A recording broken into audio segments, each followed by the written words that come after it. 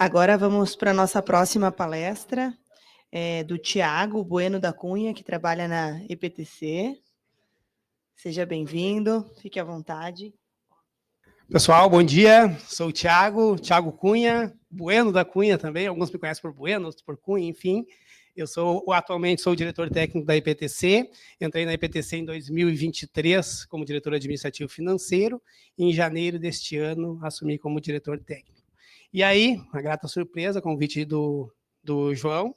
Recebi o convite de estar aqui conversando um pouquinho com esse público, né, um tema que nos encanta, né, que é um tema trânsito, mobilidade, tecnologia, né, que é um desafio aí da gestão pública, o incremento de tecnologia no sistema de gestão de trânsito e mobilidade, né?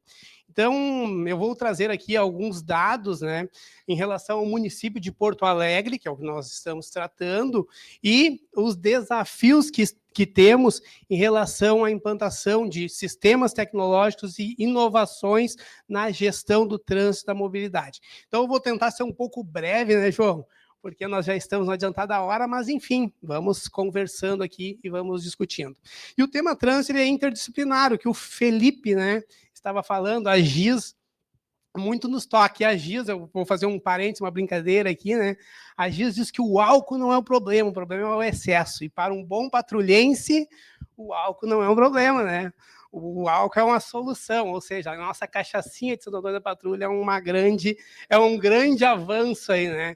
Então, eu também brinco que a diferença entre o remédio e o veneno é a dose, foi o que a GIS acabou de trazer. E o que o Felipe também nos traz aqui são dados bastante consideráveis.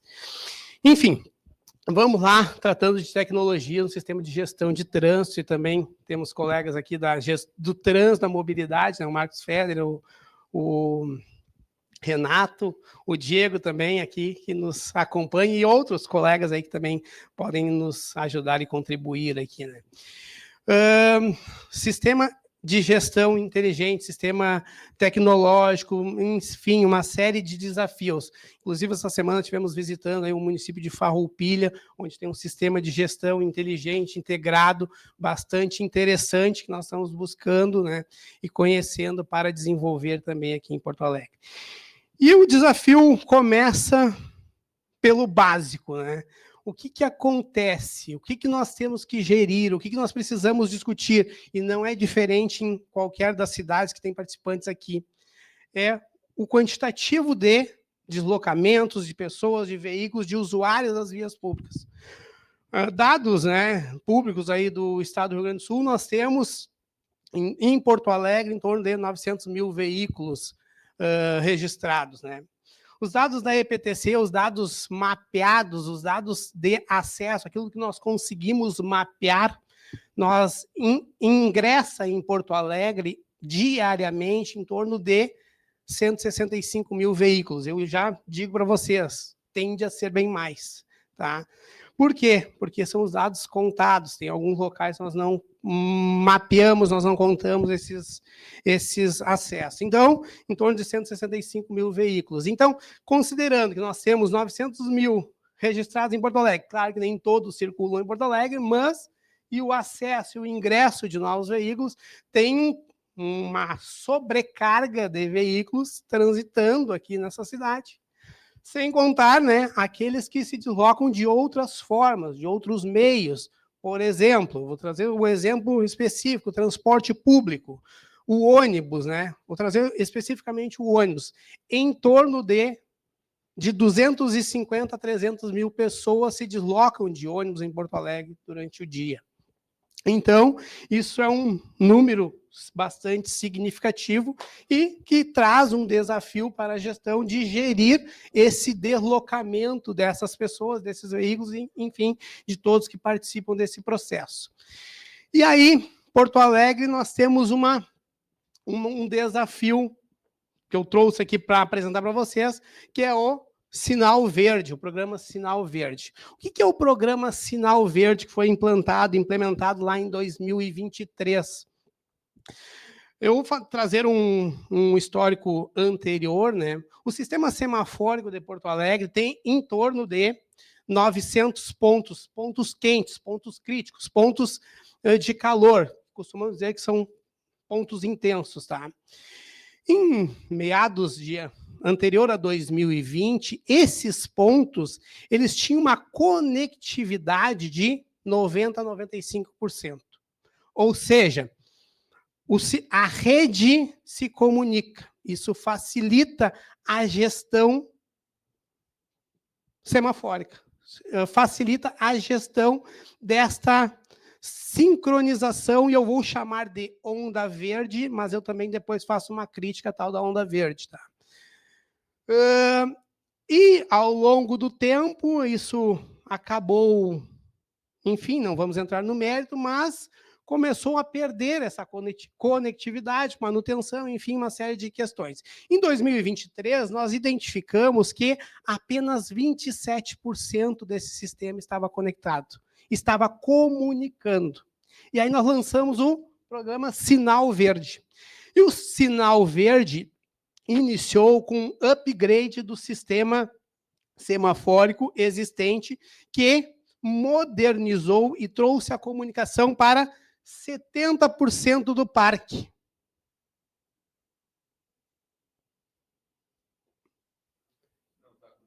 Não está comunicando.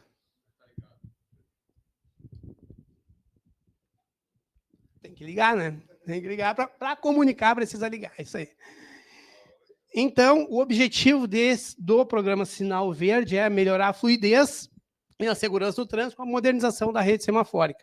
Então, nós iniciamos ele com um trabalho junto com o Parque Digicom, que temos instalado na cidade, de modernização deste parque existente, que foi 70% dessa rede. Ou seja, em torno de 630, hoje está em 670 pontos semafóricos que estão conectados, através do uso de tecnologia. Ou seja, nem tanta tecnologia, mas a simples comunicação por meio do 4G e cabo, tá? E aí esse parque começou a partir de 2023 a ser implantado e concluiu em 2024 a comunicação por fibra ótica, né, e 4G em 70% desse parque. E aí essa comunicação, ela traz um ganho significativo para o sistema semafórico e gestão do trânsito, diminuindo o tempo de deslocamento de cada um de nós, que foi uma das partes aqui que o colega trouxe anteriormente. Então, aqui nós conseguimos medir e mapear, né, que em alguns pontos onde já foi implantado, nós tivemos uma redução bastante significativa em relação ao tempo de deslocamento. Tá? E aí, com essa redução do tempo de deslocamento, como acho que foi a Giza que falou anteriormente, né, aliás, foi o Felipe, quando o tempo é dinheiro, né? E aí nós deixamos de perder tempo no trânsito e temos mais tempo para a nossa casa, para a nossa família, para o nosso lazer, para o nosso... Enfim, N atividade que temos. Então, isso nós estamos falando do parque semafórico em 70% da cidade, mas nós temos ainda um gap em 30% dele, que nós estamos, este ano, lançando um processo de licitação para renovar esse parque semafórico e chegar, né, à comunicação de 100% desse parque. Por que isso é importante, João? Essa comunicação de 100%. A partir do momento que eu tenho o parque todo comunicado, aí nós conseguimos trabalhar sistemas inteligentes de gestão, baseado em dados e comandos rápidos em relação a isso. Nós conseguimos utilizar dados dos aplicativos de trânsito, de transporte, para poder gerir, mapear, além das contagens realizadas lá pelo órgão, para poder mapear tempo semafórico, aumentar o deslocamento, dar mais tempo de fluidez para X, Y, Z. Enfim, tem uma série de desafios que aí a tecnologia consegue nos auxiliar, ajudar e fazer essa gestão. Hoje, esses 30% da rede que não estão comunicando, digamos assim, eles estão ligados e funcionando. A equipe vai lá, faz a conectividade, ajustes de relógio, faz um sincronismo manual, ele segue funcionando. Uma semana depois, não é raro acontecer, furto de cabos, queda de energia, esse sincronismo, ele perdeu a conexão e tem que deslocar a equipe para fazer isso manualmente novamente. Furto de cabo é queda de energia, uma série de fatores podem influenciar e começa a oscilar e nós perdemos essa conectividade, esse sincronismo. Quando nós temos o parque conectado, isso mantém estabilizado. Não acontece falhas? Pode acontecer, acontece, mas a resposta é muito mais rápida e muito mais ágil por parte da própria EPTC, que é quem está gerindo isso. Então, esta rede semaforizada, esses 30%, hoje eles estão no formato manual ainda. Então, nós temos um gap. E aí, para nós darmos o próximo passo, nós queremos sanar, nós queremos avançar nestes 30% para deixar comunicando e, a partir da comunicação, aí uma gestão plena da comunicação semafórica e isso impacta no deslocamento de cada um de nós. Então, como eu já coloquei para vocês aqui, o próximo passo, né, é uma nova licitação para licitar esse parque. Onde ele está instalado, onde são esses pontos críticos, né? Eu trago aqui 2 exemplos, a Protásio Alves, a Independência, a 24 de outubro, são pontos esses que nós encontramos essas instabilidades. Então, não são locais, alguns trechos da Ipiranga, né, Marcos? Não são locais que o trânsito é mais calmo, mais tranquilo, não, pelo contrário, são pontos quentes de trânsito, e aí nós muitas vezes encontramos essas dificuldades, né? E aí, com essa conclusão deste trabalho, dos 70 já implantados e os 30 a serem implantados, que eu acredito que até o final do primeiro semestre de 2026 já estejamos implantados, aí nós queremos dar, sim, aquele próximo passo, usando tecnologia, usando inteligência artificial, que é o que muito se fala hoje, e nós já conhecemos alguns sistemas de gestão de trânsito e mobilidade que trazem esta inovação e essa facilidade, fazendo uma gestão eficaz de deslocamento das pessoas. Inclusive, priorizando modais de transporte. Conseguimos, né, Diego? O Diego pode nos colaborar com isso, né? Priorizar o sistema de transporte público, por exemplo. Por quê? Porque os veículos estão identificados para terem um trânsito, abre aspas, livre, ou seja, uma circulação, uma fluidez maior. Por quê? Porque o transporte coletivo, em detrimento do transporte individual, transporta um número e uma massa maior de pessoas. Então, por que não priorizar esse transporte? Como eu falei no início, em torno de 300 mil pessoas se deslocam diariamente em Porto Alegre no transporte público, né? Então, esses são alguns dos desafios. Aqui também trago para vocês alguns casos práticos, né? E um exemplo muito claro que aconteceu agora, muito recente, que foi o nosso período de enchente, né? Não só enchente, mas, enfim, quedas de energia temporais. Esse último temporal não foi tão grave a questão das quedas de energia, mas os partícipes aqui de Porto Alegre podem, inclusive, testemunhar isso. Muitos pontos da cidade sem energia, mas os semáforos funcionando. Por quê, Thiago? Tem mágica? Não, não tem mágica. São tecnologias implantadas, ou seja, no-breaks semafóricos implantados. Então, lá no semáforo, lá no sistema, lá naquele semáforo que está gerindo o trânsito, tem os no-breaks que têm uma duração de 4 a 6 horas de carga que eles ficam sustentando e suportando isso. Se não, nós não temos isso, foi implantado 80 novos no-breaks a partir de 2023. Se nós não tivéssemos isso, esses 80 pontos estariam semáforos desligados. E aí nós temos que deslocar agentes para, como os agentes, eu vejo que tem alguns aqui de trânsito, tem que estar lá no semáforo dando braço, ou seja, gerindo o trânsito manualmente.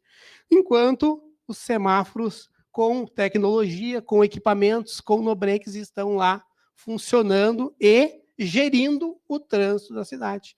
Então, de 2023 para cá, nós colocamos 80 novos no-breaks na cidade e estamos com um processo aberto aqui para aquisição de mais 60 num primeiro momento, mas talvez ele fique em torno de 30 a 50 novos no-breaks aqui em pontos da cidade, pontos estratégicos, né, que vão gerir este sistema semafórico, sempre prezando pela funcionalidade, a comunicação e o deslocamento em menor tempo de todos os munícipes de Porto Alegre, né? Então, a modernização completa traz segurança e fluidez. A onda verde, que eu falei para vocês que eu iria fazer um ponto crítico em relação à onda verde, e Porto Alegre um trânsito mais seguro e inteligente. Por que eu disse, e agora eu repito, que eu faço uma crítica à onda verde? Quando nós criamos uma programação semafórica computando tempo para um sincronismo e uma onda verde, ele é lindo, ele funciona, ele é excelente na teoria. Na prática, muitas vezes nós encontramos conflitos. Por quê? Porque a onda verde, o sincronismo para que isso aconteça tem que estar de acordo com as condições normais de temperatura e pressão. O que isso quer dizer, Tiago? Se tem um sinistro no trânsito, na via, quebra a onda verde. Um buraco na via, quebra esse sincronismo, quebra essa onda verde. Por quê? Porque é uma redução de velocidade. Há um descompasso. O táxi, o aplicativo, o carona, seja lá quem for, para em fila dupla na via para um embarque ou desembarque, ou qualquer outra situação, uma pane mecânica, diminui a velocidade, quebra aquela onda verde. Então, por isso que eu disse que faria, inclusive, uma crítica à onda verde, uma crítica no bom sentido, porque não pode ser estanque. E aí, quando nós falamos em tecnologia, uma gestão inteligente, com um software de monitoramento, isso evolui, isso supera a simples onda verde, porque nós temos uma programação que pode, inclusive, ser alterada. Quando eu só tenho a onda verde, eu tenho a onda verde. Eu não faço a gestão imediata com um sistema de gestão inteligente, que é possível, sim, nós conseguimos fazer alterações em relação às condições da via. Então, não que nós criarmos uma onda não seja importante. Mas ela é estanque e ela pode ser programada por períodos. Quando nós temos um sistema de gestão, ele pode, inclusive, alterar de forma mais rápida, mais eficiente, trazendo esta necessidade de cada uma das vias de acordo com aquele mapa de calor, de acordo com os pontos quentes, de acordo com a fila, enfim, uma série de fatores. Então, já me encaminhando, João, para o encerramento aqui, eu trouxe uma breve fala em relação ao sistema de Porto Alegre, né? Eu agradeço aqui a atenção de cada um de vocês e também me coloco aqui à disposição para que nós possamos, inclusive, discutir.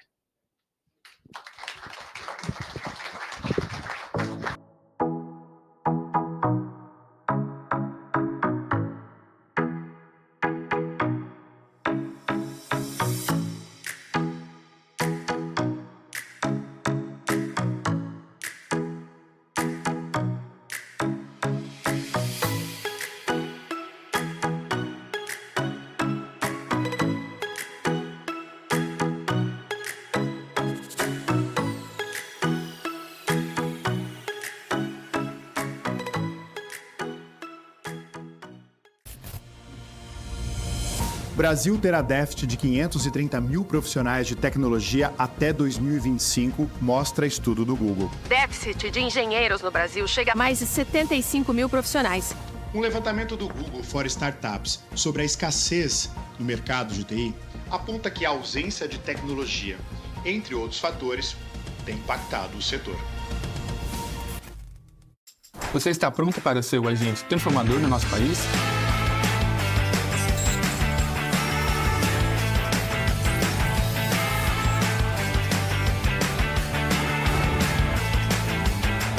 Nosso futuro é feito de pessoas se comunicando e capacitando umas às outras para fazer mudanças reais em nosso país. Mas para essas mudanças acontecerem, nós precisamos agir.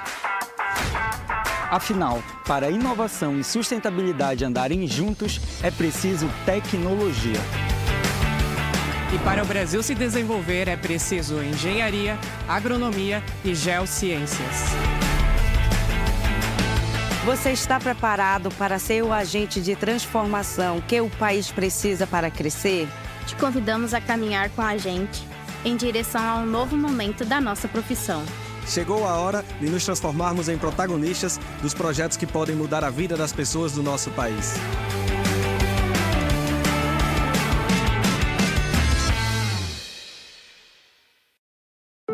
O Conselho Regional de Engenharia e Agronomia do Rio Grande do Sul faz muito, porque faz junto. Uma gestão colaborativa e transparente que coloca as pessoas em primeiro lugar. Serviços mais ágeis e inteligentes, trazendo inovação profissional, com direito à carteira digital e menos tempo na compensação das ARTs. Mais segurança, mais confiança e mais tranquilidade. Os profissionais do CREA-RS estão no campo, na cidade, em todos os lugares e momentos. Com fiscalização preventiva, orientativa e educativa, sempre em defesa da sociedade e do exercício legal das profissões. Com uma visão empática, de equidade, de diversidade e de sustentabilidade, o CREA-RS está trabalhando para o planeta, para as pessoas e para a sociedade. E seja por onde for, está construindo o futuro e um mundo melhor. Conselho Regional de Engenharia e Agronomia do Rio Grande do Sul. A gente faz muito, porque faz junto. Você já ouviu falar sobre a Mútua? Para entender sobre ela, é importante conhecer um pouco do sistema Confea, CREA e Mútua. Então, vem com a gente! O Confea, o Conselho Federal de Engenharia e Agronomia, é instância superior da fiscalização do exercício das profissões inseridas no sistema Confea, CREA e Mútua. Os CREAs, Conselhos Regionais de Engenharia e Agronomia, são responsáveis por essa fiscalização. Juntos, atuam para o aperfeiçoamento das atividades das profissões da área tecnológica, garantindo a prática legal das atividades, valorizando o profissional e protegendo a sociedade. Com isso, chegamos à Mútua. Ela é a Caixa de Assistência dos Profissionais do CREA, criada em 1977 pela Lei 6.496, a mesma que instituiu a Anotação de Responsabilidade Técnica, a RT. A Mútua tem a missão de dar o suporte essencial aos profissionais para alavancar a carreira, aquele apoio necessário em momentos difíceis e para realizar sonhos. É um grande diferencial na vida dos profissionais da engenharia, da agronomia e das geociências. Poder ter acesso às inúmeras oportunidades que a Mútua oferece exclusivamente. E a Caixa de Assistência está aí para os profissionais do CREA de todo o país. Com a Mútua, investir no futuro e construir uma vida plena é muito mais tranquilo. Benefícios sociais, previdência complementar exclusiva, além de planos de saúde e convênios com grandes marcas. Invista na sua profissão, nos seus sonhos e molde o seu futuro. A vida é mais completa com a Mútua, a Caixa de Assistência e Acolhimento dos Profissionais do CREA.